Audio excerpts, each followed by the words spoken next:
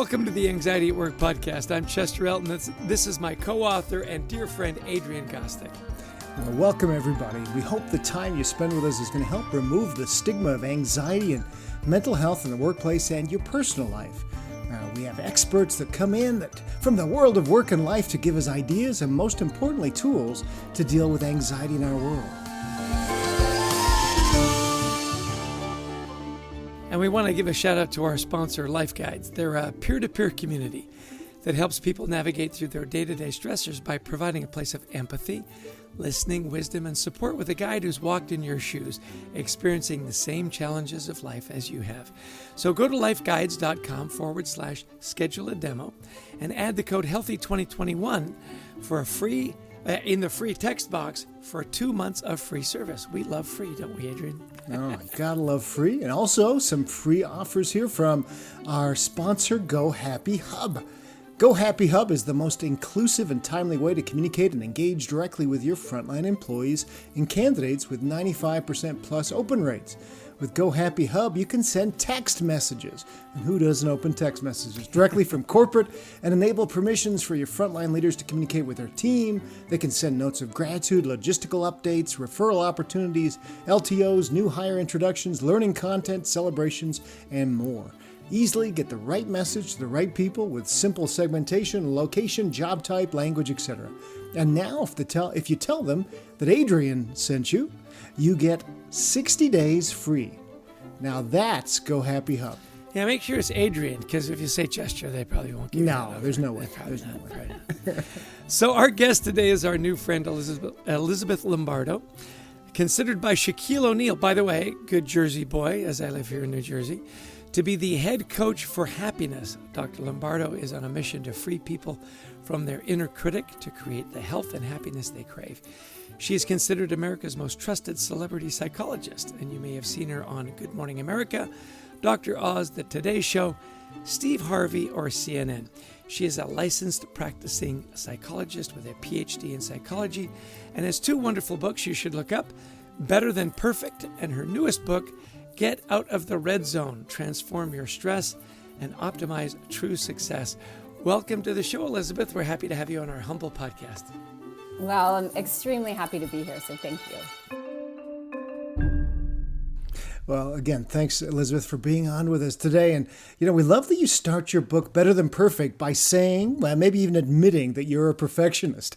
And, hey, over the years, you've been rewarded for it, like lots of people. But it also brought you lots of tears, anxiety, and trials.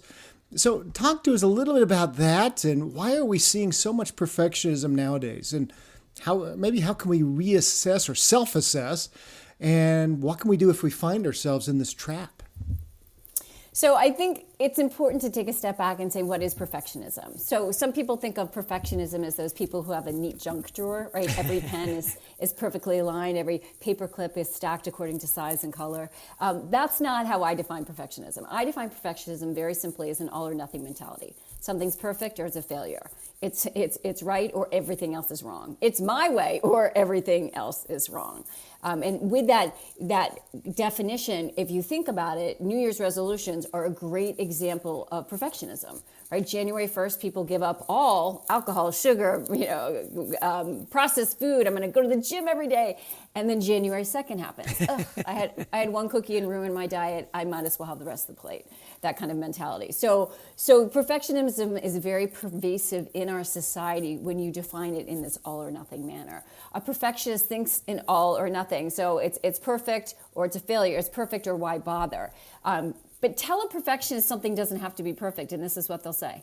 I know, yeah. And this is what they'll think. Yes, it does. And the reason is a perfectionist thinks, again, all or nothing. Something's perfect or it's a failure. But then a perfectionist takes it one step further. If it's a failure, then I am a failure.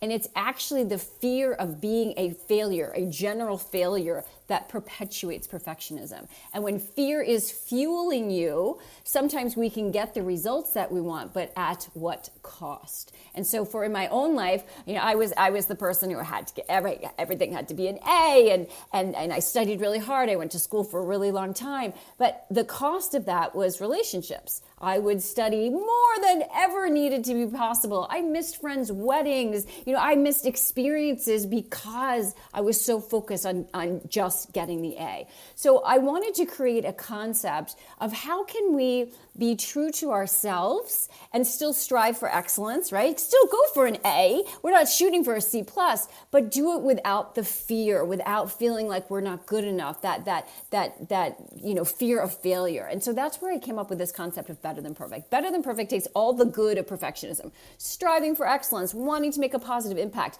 but it gets rid of the judgy that we tend to do, that perfectionists tend to do, and the beating ourselves up, and again, that fear of failure that tends to motivate a lot of perfectionists. I just want to jump in and say striving for C+ has served me very well over the years. Yeah. So it's really personal, right? So for some people it does, for some people it doesn't. For a perfectionist, that's a tough concept to grasp. Yeah, I'd bring home my report cards, and my dad would say, "Well, at least I know you're not cheating." So. Yeah, and seriously, I was kidding about the C+. I don't think I ever got a grade quite that good.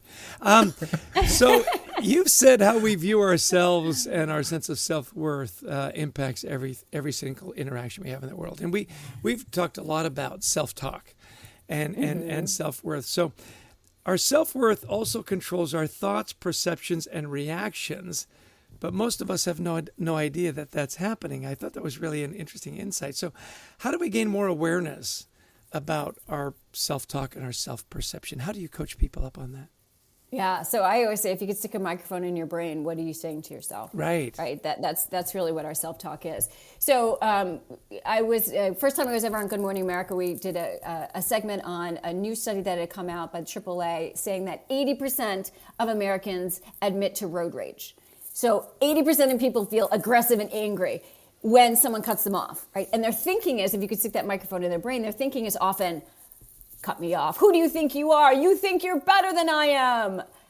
But really, that person's not thinking of you, right? They're just on their own way. So that's where that self-worth comes in. If I have low self-worth, or what I call conditional self-worth, which means I believe in myself if and only if certain conditions are met, then I'm going to personalize someone cutting me off. If our self-worth is unconditional, I'm good regardless of who I am, then someone's going to cut you off and you're going to say, okay, they cut me off. So being really aware, again, what you're saying to yourself. When you're upset about something, why are you upset about it? It inevitably will go to your self-worth and feeling like people are being disrespectful or saying that you're not good enough or that you're worthless. And so being really aware of how that self-worth is playing a role in every interaction, meaning every interpretation of every interaction that you have. It's so interesting you bring this up, because I had a really insightful, I'd like to say, maybe not as introspective as I would portray to others, but I had a great day yesterday. I had a presentation in Chicago. Things went really well. It was really well perceived. And then I called for an Uber car, and the Uber car pulled up and then took off and canceled at the last second. And I thought, well, that's kind of weird. So I'm with the doorman there. It was a very nice hotel. And I thought, well, I kind of panicked. So I thought, I'll just take a taxi, which I never do. And it's never quite as good an experience. But anyway, I ended up paying probably twice as much as I would have. Now, that was, part of life. First I thought, well, why would that Uber driver blow me off? And to your point, he's probably not thinking about me at all. He's just thinking about getting something else. Then something else happened, and I found this really interesting. I got a note from Uber, from a previous Uber that I'd taken down in Florida. And it said, hey, just heads up, our Uber driver said that you weren't wearing your mask during the trip. And I went, well, yeah, I was. And then I thought, oh, well, I did eat a cookie in the back of his car and pull my mask down. I thought, all of a sudden, my self-worth disappeared. Because I got this random text from Uber. And by the way, I gave the driver a cookie too. I think that's what really hurt my feelings. I wasn't just eating my cookie. It was a great cookie. It was, Isn't it funny how those simple things can sort of derail your day and diminish your self-worth because of that self-talk? Well, how did I offend him? And why was he offended? Am I not abnormal in that way? Or is that my inner critic, my inner microphone saying, Chester, wear your mask? I don't know. Coach me up, Coach. Well, it really offers great insight, right? Because if you could stick a microphone in your brain, what did it mean to you that you got that text? Yeah, that I was not a good rule follower, not a good passenger, and Maybe that's why the other Uber driver didn't pick me up. And if it were true that you weren't a good rule follower and you weren't a good passenger, what would that say about you? Well, that I'm somewhat diminished, that I wasn't living up to my standards of excellence, right? Yeah. Yes. And then if we keep going, we could get deeper. Thank you for the free therapy for Chester. We have long wanted to get him into therapy, so thank you, Elizabeth. I've done this before in presentations and asked permission to do it, and then I get the person in tears. So I don't want to get you to tears. But I think it's really important because we've all had those experiences where something happens and we go from, oh, this is a good day to, oh, that kind of pit in your stomach or wherever you feel that distress, and it goes into your self-worth. And it happens that fast. I was shocked. I was shocked. Anyway. I love that. Hey, tell us about your new book, Elizabeth, Getting Out of the Red Zone. So first off, what is the red zone? How do we recognize it? And then, of course, how do we get out of it? So this is the psychological red zone, not the football red zone. The psychological red zone occurs when we're at high levels of stress, or what in psychology we call distress, the negative aspects of stress. So distress can be any emotion you don't want. Sadness, anger, frustration, fear, worry, guilt, shame, helplessness, hopelessness, worthlessness, all go in the distress pile. And distress exists on a continuum from 0, no distress at all, to 10 out of 10, the most distressed you've ever been. So, you could just think for a moment, like, where are you right now? Listeners, everyone, where are you right now on that scale? And realize that the red zone happens when we're at a 7 out of 10 or higher. So a 7, an 8, a 9, or a 10, that is the psychological red zone. And in the red zone, we think differently. And in the red zone, we act differently. Because what happens is in the green zone, that 0, 1, 2, 3, we're using more of our frontal lobe, that beautiful structure that differentiates us from other animals. So we can see different perspectives. We can engage in executive functioning, problem solving. So when you're in the green zone and the Uber driver goes away, and be like, oh, okay, maybe he's busy. Maybe he has things going on. Maybe he didn't like me. I don't know. Any of those are possible. But as we go up on the distress scale, our focus narrows so that when you get into the red zone, a 7, an 8, a 9, or a 10, we're focused almost exclusively on the negatives. We call it negative filtering. And in this, biologically, what's happening in the red zone is your limbic system, that survival mechanism, fight or flight, takes over. And so you aren't actually thinking rationally. Your subconscious is thinking in a very negative way in order to save you, because if you think about it evolutionarily, this made sense, right? If our cave ancestors heard a rustling in the bush and thought, it's probably nothing, they may not live another day, right? So we get into the red zone and then we're focused on the problem, we're focused on what's wrong, and it's hard to see different perspectives, it's hard to figure out solutions. And a lot of people are spending a lot of time in the red zone. Wow. So how do we get out of it? How do we get out of it? Well, I have something called the Helm principle. The Helm principle, because when you are in the red zone, at a 7 out of 10 or higher, you want to grab distress by the helm. And HELM is an acronym. So H stands for halt. Halt all movement in this region of your body, which would be your mouth, right? When you were in the red zone, don't let anything out of your mouth, because that's when we say things we later regret. And don't put anything in your mouth, because that's when we tend to consume things we later regret. E stands for exercise. Move your body. It doesn't have to be an hour and a half yoga, right? It could be jumping on the bed, doing a couple minutes of push-ups, sit-ups, squats. What that does is it releases endorphins so that we can start to see things from a different perspective. That's E. L is laugh, right? Laughter is the best medicine. The other day, my teenager was being rather teenagery, and instead of having a conversation with her, as I noticed I was creeping into the red zone, I excused myself, hopped on YouTube, watched a couple SNL clips. The laughter got me out of the red zone. Then I could better interact with my daughter. And then M stands for music. Right? You've probably heard a song that you haven't heard in years, and it brings you back to that time. Right? Music is a very powerful impactor on our emotions. So a lot of my coaching clients will actually keep a get out of the red zone playlist of songs bringing back to a happier time. They like the lyrics, that kind of thing. So those are things that can get us out of the red zone. Does that change your life? No, but it allows you to have a different perspective, so then you can take the steps that you need to in order to deal with the situation. Great tips and really simple tips as well. It's so funny you talk about music popping you out of the red zone. I was buying a Bluetooth speaker at the Apple store one time, and the guy to demonstrate it, he pulled up Happy by Pharrell, that great upbeat song. And he was so funny. He said, you know what, sir, if this song doesn't cheer you up, I'm praying for you.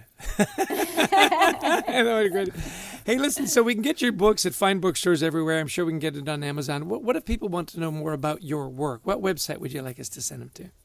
ElizabethLombardo.com. ElizabethLombardo.com, just my name. Super easy. Pretty straightforward. Do you have a following on Facebook, LinkedIn, Instagram? Yes, all of those. Okay, so great. Whatever your preference is, we are posting really on a daily basis or almost every day, trying to give people tips of how to get out of the red zone, stay out of the red zone, and really flourish in life regardless of what's going on. Yeah. You know, Adrienne, I'm just thinking she's probably done a lot of coaching to my New York Jets because they are constantly out of the red zone. Yeah. They would love to see the red zone. Please get in the red zone. Hey, fascinated by another of your great ideas about people pleasing, and how that induces anxiety. And so many like kids you can see early on want to be people pleasers, and we've got people in our teams at work and so on that want to be people pleasers. So why is that so anxiety inducing, and how do you change that? Because isn't being a people pleaser a good thing? Right. Well, that's so. There's the difference between what you're doing and what's going on in your head. So there's nothing wrong with wanting people around you to be happy. That's being a nice person. A people pleaser takes it one step further, though. They base their worth on other people's happiness. And that's where we can get in trouble, because other people, their emotional reaction is impacted by you and about a million other things. So basing your worth on whether people around you are happy sets you up for anxiety and maybe even a little depressed mood too. So the thing is, for those people out there who are people pleasers, yes, it's great to be kind and thoughtful and set other people up for success. But you also want to just check in with yourself and say, am I basing my worth on this? Because if you are, that's where you want to make a pivot. This is a tough one because naturally Chester and I will get, you maybe this too. If you speak somewhere, you'll get evaluations and you get 99 really nice positive comments and you get one that says, nope, or something, get a mean. Sucked. Yeah. Yeah. And what's the one we focus on? So how do we break that cycle in ourselves? Well, it's important to take a step back and keep things in perspective. Again, when we're in the red zone, that can shove people in the red zone, getting that one negative, I'm in the red zone, and then what are we doing? We're focusing on what's wrong. So get yourself out of the red zone and then keep it in perspective and look at what that person said. Is it helpful? Is there feedback that you got from that?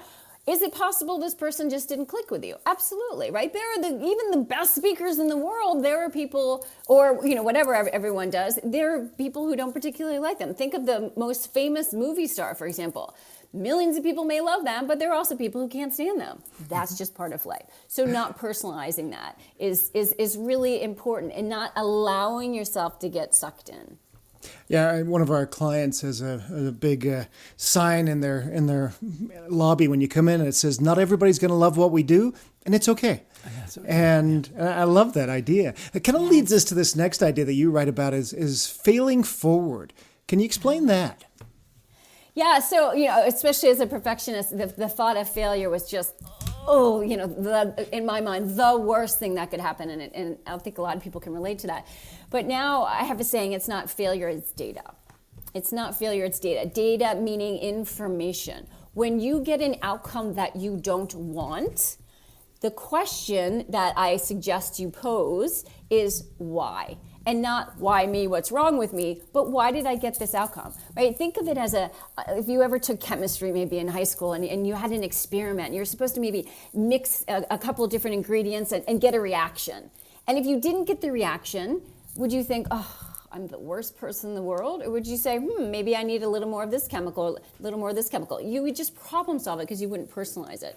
So using experiences when you get outcomes you don't want as learning. Wow, how can I learn from this? How can I grow from this? What do I need to get some more training? Do I need to get some coaching? How can I learn from this for me to be better? How can I then teach other people so they don't maybe make the same mistake or have the same experience? And really embrace it as a learning opportunity. Now, to do this, you have to be out of the red zone, because red zone thinking is very much, if I messed up, then I am a failure. Yeah. This is really good for you, Adrienne. I'm just It thinking. really is. I'm glad you're seeing it in me. I always feel like the guy, here's the sermon at church and goes, geez, I wish my neighbor was here, This is really resonating with me very much. Thank you, Elizabeth. Hey, we're doing a lot of work in mental health. Obviously, the name of the podcast is Anxiety at Work. It's after our book, Anxiety at Work. And you say that, mental health is tied to profitability and success in companies. And a lot of employees are saying, gosh, finally my company is starting to focus on these kinds of things. There's a fear, though, that as the pandemic starts to ebb and recede, that companies won't stick with it, that this will be that, that passing fade. Passing fad. So why is it so important for leaders to be committed to these changes, and how are you encouraging them to now make this a normal part of business and not just something that they did during the pandemic? Sure, yeah. Well, I will say that this younger generation has been a priority to them before the pandemic. So I think that's a really good thing as more of the younger people come into the workforce. But here's the thing, before the pandemic, and I don't know what the statistic is now, I can only imagine, but before the pandemic, stress, obviously a mental health issue, costs U.S. companies over $300 billion annually on things like absenteeism, presenteeism, when you're there but you're not really there, right? Healthcare utilization and turnover. This is a huge amount of money. And we know that when employees are happier, i.e. less stress, happier employees have an increase in productivity by 31%, an increase in sales by 37%. So there is a bottom line reason to do this. One of the things that I'm doing a lot of, and one of the reasons why I wrote the book, is to depathologize mental health. Right? So instead of, you have this disorder, to say, here's what the red zone is. Everybody gets into the red zone. When we're in the red zone, we are not productive, we are not creative, we can't be great leaders, engagement goes down, teamwork goes down. So one of the exciting things is I'm doing more speaking in corporations and training is having people start to glom onto this. I'll give an example. I gave a keynote, virtual, but it was a keynote. And then a week later, I met with the executive team and just did some group coaching, which is my favorite. What worked, what didn't work, what's resonating with you, how can I help? And the head of finance said, after learning about this concept of the red zone, she said, every meeting I have, we all go around and identify where we are in that distress scale. She said, I had a really important meeting with my financial analyst. He was at a 9 out of 10. She said, I knew he would not be effective. We rescheduled a meeting. She got him a gift certificate to Grubhub. They met the next morning when his distress was lower. They had a great meeting. So even just this understanding, we all get in the red zone, there's nothing, quote, wrong with you, and your brain does not function optimally when you're in the red zone. So let's do things what we can do to get out and stay out of the red zone. This has been just great, Elizabeth. Hey, we'd love to learn a few of your self-care tactics. As you say, stress and anxiety did get to you, and you've probably learned things throughout your life that have helped you. So what are a couple of your practices that you found personally can help you thrive?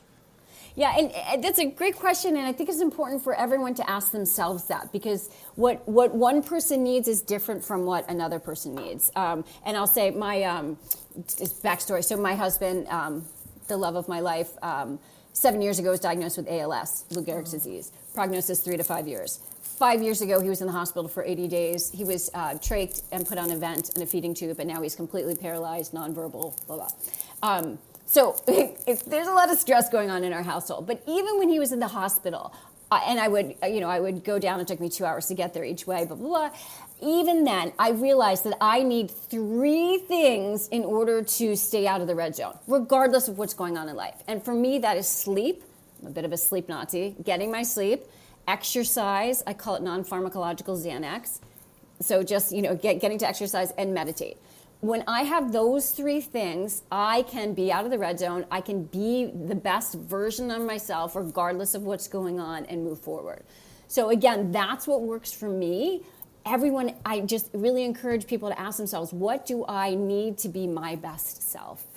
And as a follow-up to that, which of those three do you find to be the most important? Or is it a triumvirate? Do you have to have all three? Because, as you start to speak more, and Adrian and I are speaking more, and you're getting out, say, okay, you don't always get the sleep you want. And so that seems to be the one that slips the most. Like the meditation and the exercise, you can maybe find time for that. But if you had to give up one of the three, which one of those three would you give up?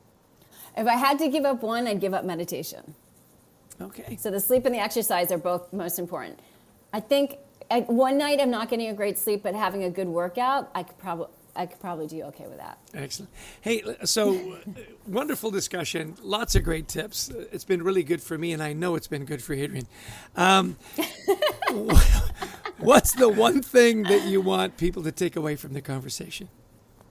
The one thing I want people to take away from the conversation is to assess where you are in life and realize that regardless of if you have been a perfectionist all your life, if you have been in the red zone for a year and a half from the pandemic, regardless of where you have been, use that as your red flag to say things are not going the way that I want them to.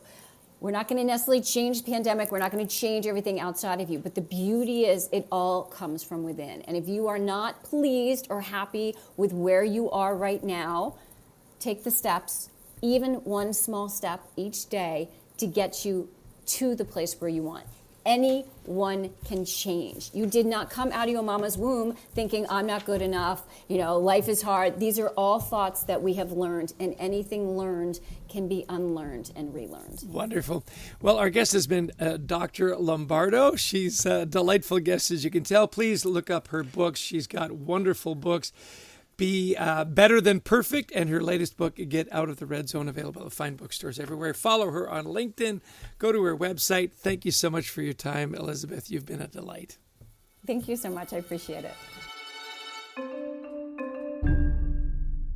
Adrian, could she have been more delightful? Dr. Elizabeth Lombardo, just really, and so many great and practical tips. So as we do, tell me, what were some of your key takeaways? What resonated with you?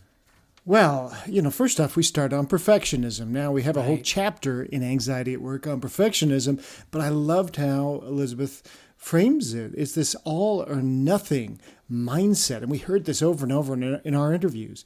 It's my way or everything is wrong. It's, and it's turning our brains around to realize that no, actually, when people say failure is not an option, actually it is. Yeah, it's a very common option and outcome.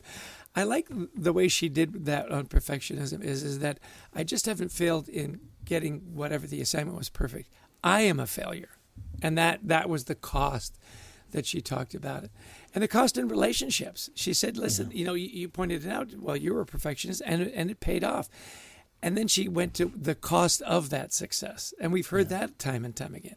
Relationships, missed weddings, missed birthdays, and didn't deepen relationships. That really resonated with me.